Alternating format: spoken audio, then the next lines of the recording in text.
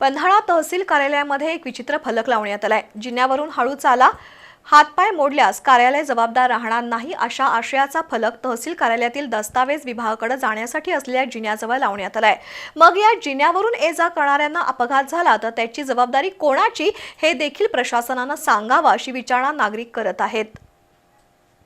पन्हाळा तहसील कार्यालयामध्ये मागील बाजूस दस्तऐवज विभाग आहे। या विभागामध्ये लोकांची मोठी वर्दळ असते। महसूल विषयक विविध कामांसाठी नागरिक वारंवार या जिन्याचा वापर करतात, परंतु हा जिना जीर्ण आणि डळमळीत झाल्याने जिन्यावरून सावकाश आणि सावधरित्या चालावं लागतं।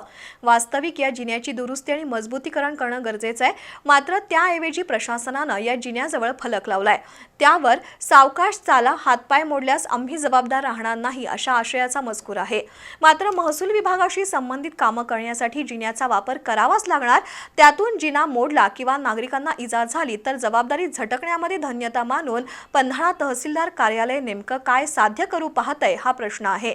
म्हणजे जिना मोडकळीला आल्यामुळे तुम्ही महसूल विभागात येऊच नका, त्यातूनही आलास तर आम्हाला काहीही सांगू नका असाच पवित्रा या विभागाने घेतलाय।